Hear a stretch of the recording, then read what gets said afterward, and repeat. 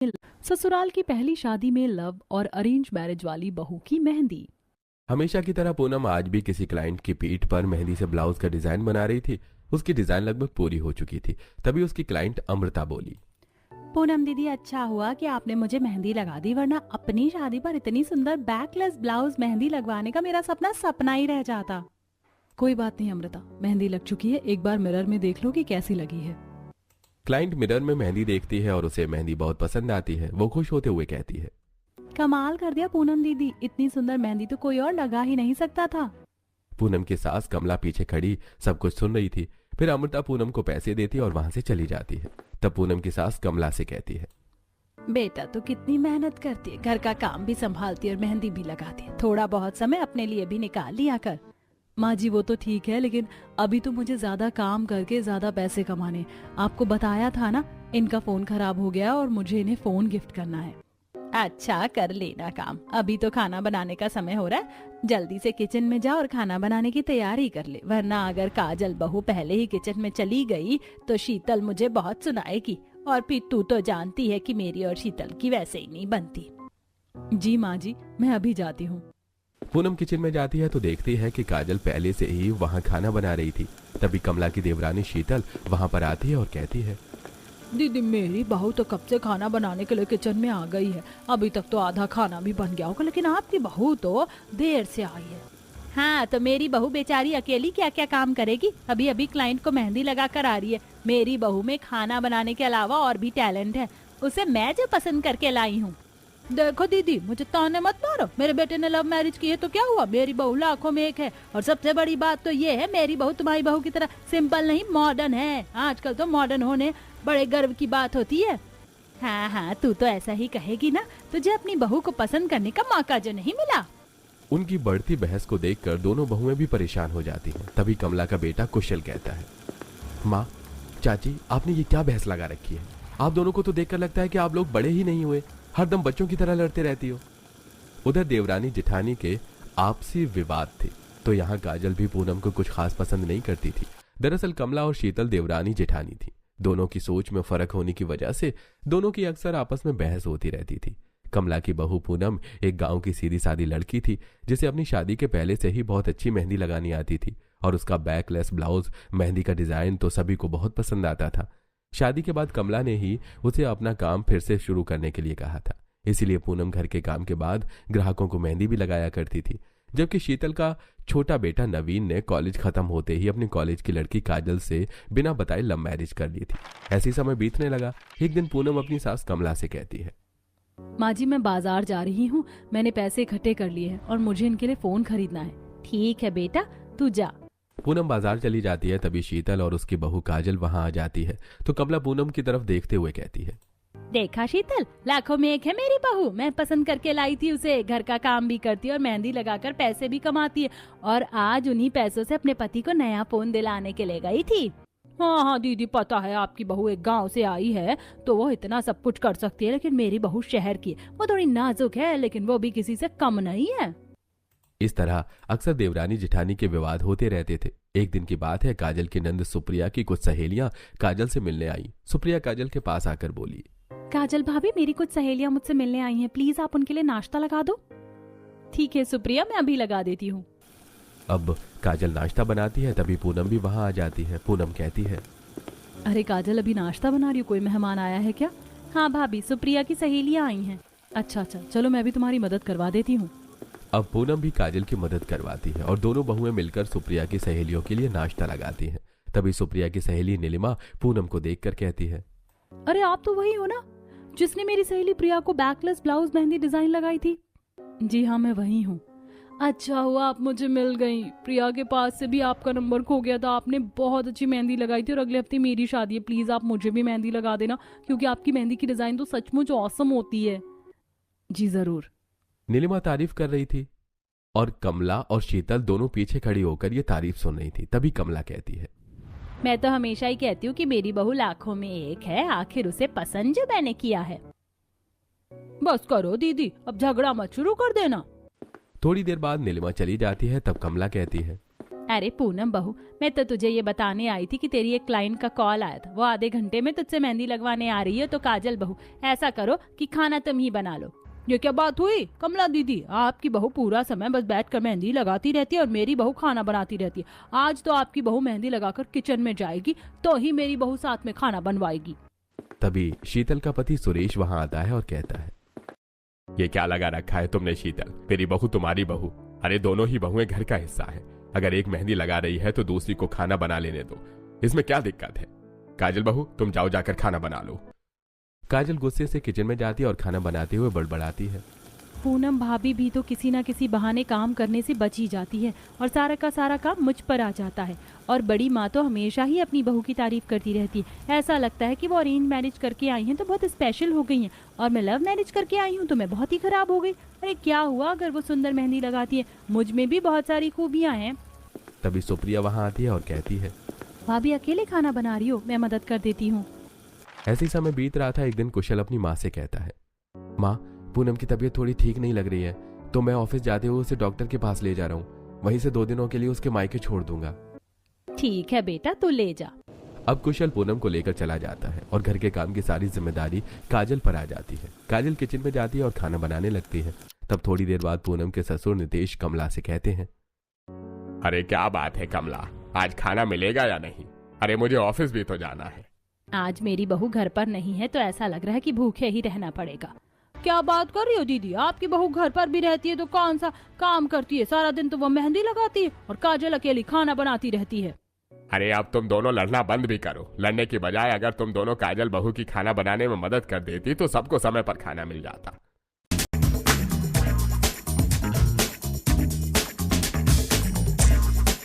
Make it a Swiggy scene. Get 100 rupees off and free delivery on your first order. तभी उनके दोनों बेटे कुशल और नवीन भी वहां आ जाते हैं। काजल सभी को नाश्ता कराती है और सभी को टिफिन देती है। उसके बाद काजल घर की साफ सफाई और बाकी का काम निपटाती है। फिर शाम हो जाती है तो शीतल काजल से कहती है, काजल बहुत शाम हो रही है, तू जल्दी से किचन में जा और खाने की तैयारी कर ले। अगर देर हो जाएगी तो खामखा दीदी को अपनी बहू की तारीफ करने का मौका मिल जाएगा। जी माँ जी, मैं अभी जाती हूँ। काजल किचन में जाती है और खाना बनाती है। फिर वो सभी को खाना परोसती है। शीतल काफी थक चुकी थी। अपने कमरे में आने के बाद वो नवीन से कहती है, ये पूनम भाभी का तो अच्छा है, तबीयत खराब का बहाना करके वो मायके चली गई। वैसे भी यहाँ रहती हैं तो पूरे समय मेहंदी लगाती रहती है और मैं अकेली काम करती हूँ। काजल, थोड़ा बहुत कम ज्यादा तो होता ही रहता है। जब तुम नहीं थी तो भाभी अकेली सारा घर संभालती थी। वो मेहंदी भी लगाती थी और घर का काम भी करती थी। अब अगर उनकी तबीयत ठीक नहीं है और वो अपने मायके चलेंगे तो तुम्हें संभालने में क्या बुराई है? देखो काजल, हम जॉइंट फैमिली में रहते हैं तो सबको एक दूसरे के लिए मिलकर काम करना पड़ता है। तुम्हें इस बात को समझ लेना चाहिए। उन दोनों की बहस बढ़ जाती है। तभी पूनम भी कुशल के साथ घर आती है। पूनम को उनके कमरे से झगड़े की आवाज आती है। पूनम कुशल से कहती है, अरे ये दोनों किस बात पर लड़ रहे हैं? तुम रुको, मैं देखती हूँ। पूनम उसके कमरे में जाती है तो काजल कह रही थी, देखो नवीन, मुझसे इतना काम अकेले नहीं होता, मतलब नहीं होता। ये सुनकर पूनम कहती है, काजल तुम सही कह रही हो, तुम्हें इतना काम करने की आदत नहीं है ना, इसीलिए तुम्हें ऐसा लग रहा है। लेकिन तुम चिंता मत करो, मैं वापस आ गई हूँ और मेरी तबीयत भी बिल्कुल ठीक हो गई है। अब हम दोनों मिलजुल कर काम करेंगे। ऐसा सुनकर भी काजल खुश नहीं होती और बिना पूनम से कुछ कहे सो जाती है। अगले दिन से पूनम काजल के साथ घर का सारा काम करवाती है और साथ ही वो अपनी क्लाइंट को मेहंदी भी लगाती है। पूनम को मेहंदी लगाने में कई घंटे लगते थे। इस तरह उसका सारा दिन मेहंदी लगाने और घर के काम में निकल जाता है। कई बार तो वो रात को सो भी नहीं पाती थी। ऐसे ही समय बीत रहा था। काजल का बर्थडे आने वाला था, लेकिन घर में काजल के बर्थडे की कोई प्लानिंग नहीं चल रही थी। एक दिन काजल अपने कमरे की सफाई करते हुए अपने आप से कहती है, कल मेरा बर्थडे है। मेरे मायके में तो मैं अपना बर्थडे कितनी धूमधाम से मनाती थी, माँ मुझे सरप्राइज भी देती थी, लेकिन यहाँ तो किसी को मेरा बर्थडे याद तक नहीं है।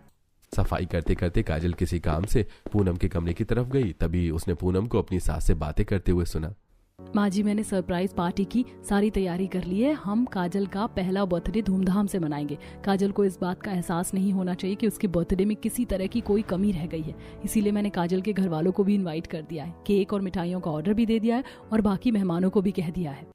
वो तो ठीक है बहू, लेकिन इतने पैसों का इंतजाम कहाँ से होगा? माँ जी, पैसों की चिंता आप मत कीजिए, मैंने मेहंदी लगाकर पर्याप्त पैसे इकट्ठा कर लिए हैं, मैं सब देख लूंगी। ये सुनकर काजल भावुक हो जाती है और आगे जाकर कहती है, सॉरी भाभी, मैंने आपकी सरप्राइज पार्टी के बारे में समय से पहले ही सुन लिया। मैं तो सोच रही थी कि इस घर पर मेरा बर्थडे किसी को याद भी नहीं, लेकिन आपने तो मेरी बर्थडे की तैयारी भी कर ली और मुझे बताया भी नहीं। थैंक यू सो मच भाभी। मुझे हमेशा ऐसा लगता था कि आपको अपनी मेहंदी लगाने के टैलेंट पर बहुत घमंड है, लेकिन सच तो ये है आप मेहंदी लगाकर पैसे इकट्ठा करके भी दूसरों के लिए ही खर्च करती हो। मैंने आपको खुद पर खर्च करते कभी नहीं देखा। आप सचमुच बहुत अच्छी हो। अरे अरे काजल, अब इतनी भी तारीफ मत करो। मेरी बहू तो है ही लाखों में एक, लेकिन तुम्हारी सास ही नहीं मानती काजल। तब तक शीतल भी वहां आ जाती है और ये सारी बातें सुनकर कहती है, रहने दो कमला दीदी, ये तो मेरी बहू का बड़प्पन है जो वो पूनम बहू की तारीफ करी, वरना मेरी काजल बहू किसी से कम थोड़ी ना है। और फिर कमला और शीतल फिर से बहस शुरू कर देती हैं। तब पूनम काजल से कहती है, काजल, इन दोनों देवरानी जेठानी को बहस करने देते हैं और हम दोनों देवरानी जेठानी कल के लिए कुछ तैयारी कर लेते हैं। चलो मेरे साथ। फिर दोनों हॉल में आती हैं जहां नीलेश और सुरेश बैठे टीवी देख रहे थे। उन्हें देखकर कमला का पति नीलेश कहता है, अरे पूनम बहू, काजल बहू, क्या बात है, तुम दोनों की सास कहाँ है? अरे कहाँ होगी, दोनों बहस कर रही होंगी। एक कह रही होगी मेरी बहू अच्छी है और दूसरी कह रही होगी मेरी बहू अच्छी है।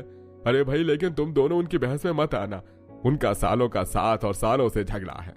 पिताजी, क्या वो हम दोनों के आने से पहले भी ऐसे ही बहस किया करती थी? हाँ हाँ बहू, बिल्कुल ऐसे ही हो, लेकिन तब टॉपिक बहू का नहीं था। वैसे तो उन्हें बहस के लिए किसी टॉपिक की जरूरत ही नहीं पड़ती। अपने ससुर की बातें सुनकर दोनों हंसने लगते हैं। उसके बाद पूनम काजल से कहती है, काजल, तुम मेरे कमरे में आओ, मुझे तुमसे कुछ काम है। काजल पूनम के कमरे में जाती है तो पूनम उसे एक ट्यूब टॉप देकर कहती है, काजल, ऐसा करो कि इसे पहन कर आ जाओ। इसे पहनकर? लेकिन क्यों? इसीलिए कि कल तुम्हारा बर्थडे है और मैं चाहती हूँ कि मैं तुम्हें बैकलेस ब्लाउज की मेहंदी डिजाइन लगाऊं। तुम पर वो बहुत सुंदर लगेगी। ये सुनकर काजल बहुत खुश हो जाती है और कहती है, सच में पूनम भाभी, मैं तो कब से बैकलेस ब्लाउज की मेहंदी डिजाइन लगाना चाहती थी, लेकिन कभी कोई मिला ही नहीं जो मुझे लगा देता। अब पूनम काजल को बैकलेस ब्लाउज की मेहंदी डिजाइन लगाती है। उसके पूरे पेट पर ब्लाउज जैसी डिजाइन बनाती है। काजल अपने आप को आईने में देखती है तो बहुत खुश हो जाती है। अगले दिन पार्टी शुरू हो जाती है। पूनम एक सिंपल सी साड़ी पहनकर रेडी हो जाती है और काजल ट्यूब टॉप पर एक सुंदर सी साड़ी पहनती है जिससे उसकी पूरी मेहंदी डिजाइन शो हो रही थी। तभी सुप्रिया भी तैयार होकर वहां आ जाती है। उसने ब्लैक कलर का वन पीस पहना था। सुप्रिया बहुत सुंदर लग रही थी। वो लोग मेहमानों से बातें करते हैं। थोड़ी देर बाद काजल के घर से उसके माता पिता, भाई और बहन भी आ जाते हैं। काजल दौड़कर अपने माँ और पिताजी को गले लगा लेती है और कहती है, माँ, पिताजी, मुझे पूरा विश्वास था कि आप लोग जरूर आएंगे। कैसे नहीं आते बेटा, अपनी जान सी प्यारी बेटी को कैसे छोड़ देते। तेरे पापा तो सुबह से ही बहुत एक्साइटेड थे। कैसी हो काजल बेटा? अच्छी हूँ पिताजी, आइए मैं आपको अपने ससुराल वालों से मिलवाती हूँ। अपने परिवार को काजल अब सभी से मिलवाती है। सभी से मिलकर वो लोग बहुत खुश होते हैं। वो लोग काजल को गिफ्ट भी देते हैं। सभी लोग मिलकर केक काटते हैं। फिर काजल का भाई कमलेश काजल के पास आता है और कहता है, यार काजल, तेरी नंद बहुत स्मार्ट है, ब्लैक ड्रेस में तो गजब लग रही है। इसका मतलब है कि पापा से कहकर तेरी शादी करवानी पड़ेगी मुझे। हाँ प्लीज यार, अपनी नंद के साथ मेरी शादी की बात करना। ठीक है, अपनी बर्थडे के बाद मैं शादी की बात करती हूँ। बर्थडे पार्टी खत्म होने के बाद काजल अपने ससुराल वालों से अपनी नंद की शादी की बात करती है। माँ जी, पिताजी, अगर आप लोगों को मेरा भाई पसंद हो तो सुप्रिया की शादी हम उससे करवा सकते हैं। हाँ काजल, क्यों नहीं, तुम्हारा भाई दिखने में स्मार्ट है, इंजीनियर भी है, सारी चीजें ऐसी हैं जैसी हमें चाहिए। हाँ काजल माँ सही कहती है। अगर तुम्हारे घर वालों को कोई ऐतराज नहीं है तो हमें भी इस रिश्ते से कोई ऐतराज नहीं है। बस एक बार सुप्रिया से पूछ लो। यह सुनकर सुप्रिया शर्माते हुए कहती है, अगर आप लोगों को ये रिश्ता पसंद है तो भला मुझे क्या ऐतराज हो सकता है। अरे ठीक है काजल बहू, तो तुम अपने घर वालों से बात कर लो, हम कल ही उनके घर चलेंगे। अगले दिन काजल के सभी ससुराल वाले कमलेश के घर जाते हैं।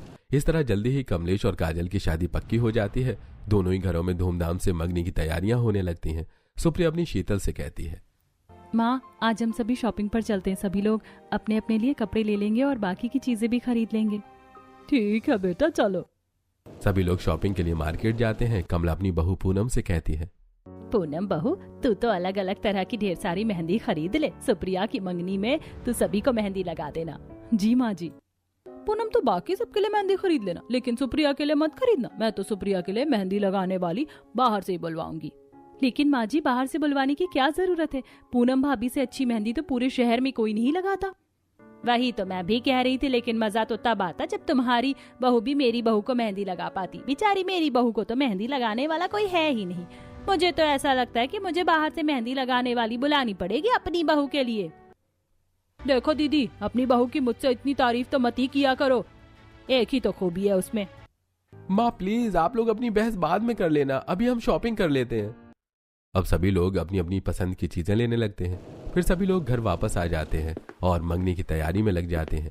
एक दिन पूनम और काजल हॉल में बैठे बातें कर रहे थे, तभी सुप्रिया वहां आती है और कहती है, पूनम भाभी, आप सभी को बैकलेस ब्लाउज डिजाइन मेहंदी लगाती हैं, मेरी मंगनी में मुझे नहीं लगाएंगी क्या?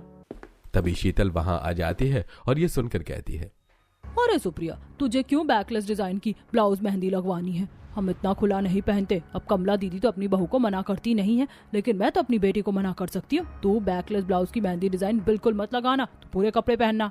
लेकिन माँ जी, इसमें क्या बुरी बात है? अरे आजकल तो ये ट्रेंड में चल रहा है और फिर ब्लाउज की जगह मेहंदी लग जाती है, तो उसमें कुछ भी खुला हुआ या बुरा नहीं लगता है। माँ, काजल भाभी सही कह रही है। और पूनम भाभी, जब भी किसी को बैकलेस ब्लाउज डिजाइन की मेहंदी लगाती थी तो मैं हमेशा सोचती थी कि एक दिन मैं भी पूनम भाभी से ऐसी मेहंदी लगवाऊंगी, और जब ऐसी मेहंदी लगाने का दिन आया तो तुम मना कर रही हो। प्लीज माँ जी, हाँ कह दीजिए ना। सबके इतना कहने पर शीतल मान जाती है। अब पूनम सुप्रिया को बैकलेस डिजाइन की ब्लाउज मेहंदी लगा देती है। मंगनी का दिन भी आ जाता है। धीरे धीरे सभी मेहमान आने लगे थे। कमलेश भी अपने माता पिता के साथ आ जाता है। कमलेश व्हाइट शेरवानी में बहुत अच्छा लग रहा था। सुप्रिया भी सभी से नजरें बचाकर कमलेश को बार बार देख रही थी। फिर रिंग सेरेमनी होती है और सभी मेहमान सुप्रिया और कमलेश को बधाई देते हैं। पूनम और काजल दोनों मिलकर सभी मेहमानों को अटेंड कर रही थी। पूनम काजल से कहती है, काजल, तुम मेहमानों को खाना खाने के लिए बैठा दो, तब तक मैं पानी का इंतजाम करती हूँ। तभी वहां कमला आती है और कहती है, अरे पूनम बहू तो अकेली कितना काम करेगी, थोड़ी देर बैठ जाओ और काजल बहू को काम करने दे। कब से तो काजल बहू अपने भाई और अपने मम्मी पापा के साथ बैठी थी।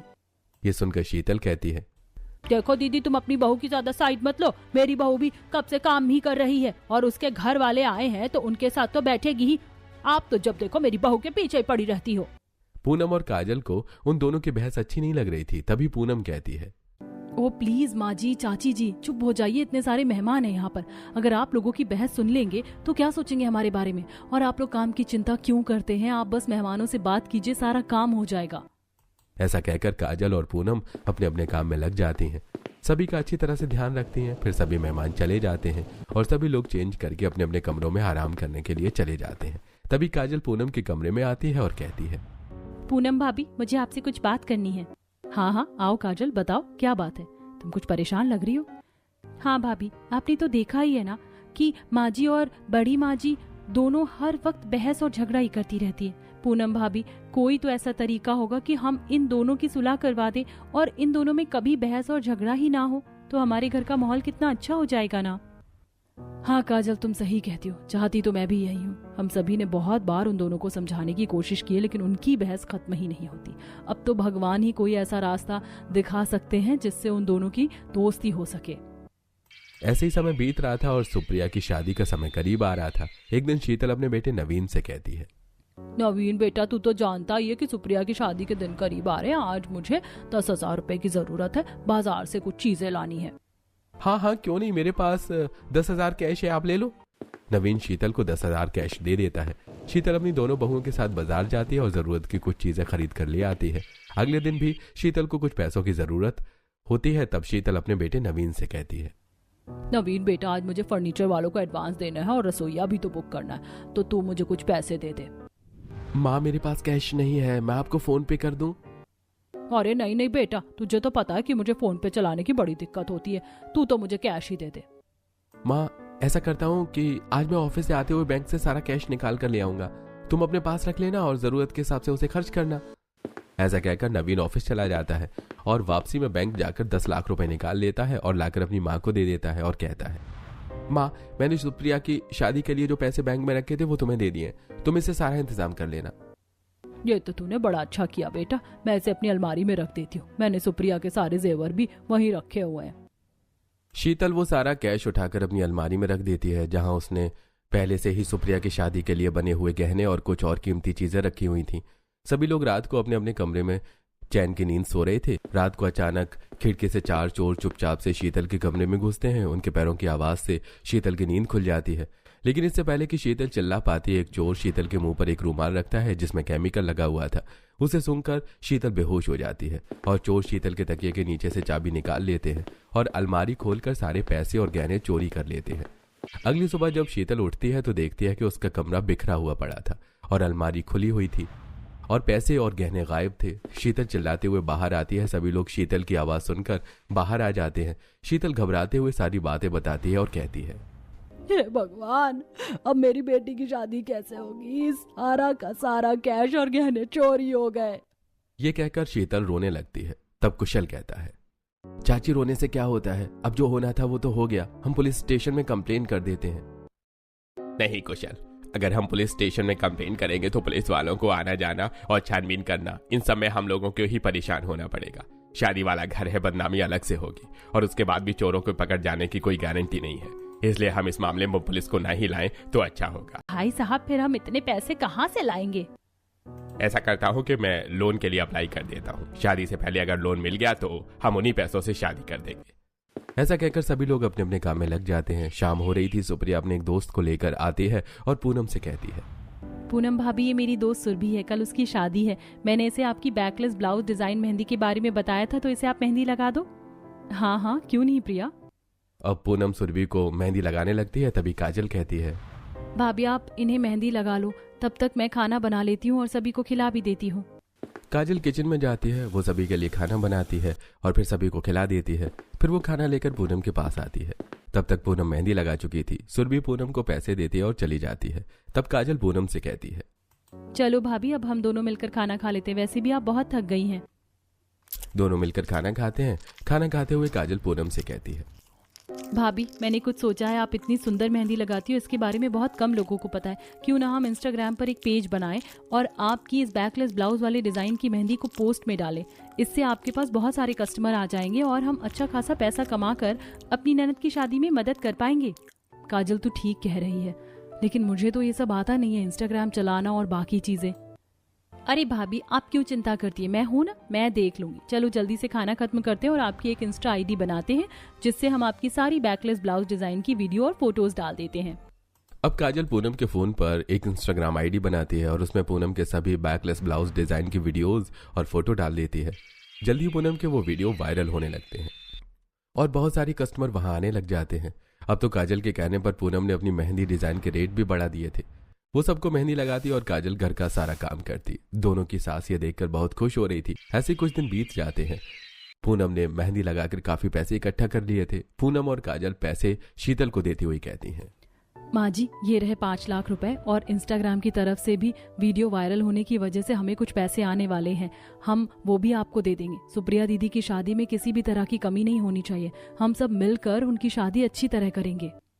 तभी नितेश वहां आ जाता है और कहता है, मुझे तुम लोगों को खुशखबरी सुनानी है। मैंने लोन के लिए फॉर्म भरा था, मुझे जल्दी लोन मिल जाएगा।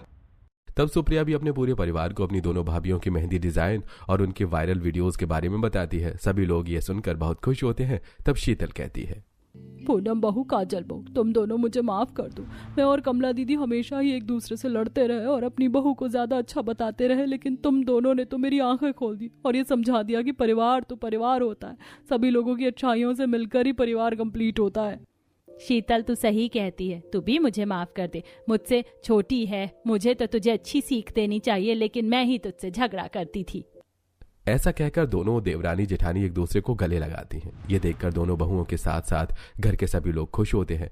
सुप्रिया की शादी पास आ रही थी। एक दिन काजल पूनम से कहती है, पूनम भाभी आप तो मुझे और सुप्रिया को बैकलेस ब्लाउज डिजाइन मेहंदी लगा दोगी, लेकिन आपको कौन लगाएगा? मैं चाहती हूँ कि हमारे साथ साथ आप भी बैकलेस ब्लाउज डिजाइन मेहंदी लगाओ। आप ऐसा कीजिए कि मुझे सिखा दीजिए ताकि मैं आपको लगा सकूं। यह सुनकर पूनम खुश हो जाती है। वो सुप्रिया को बैकलेस ब्लाउज डिजाइन मेहंदी सिखा देती है। अब सुप्रिया की शादी में दोनों बहुएं एक दूसरे को बैकलेस ब्लाउज डिजाइन मेहंदी लगाती हैं और फिर दोनों मिलकर सुप्रिया को भी बैकलेस ब्लाउज डिजाइन मेहंदी लगाती। शादी का दिन भी आ गया था।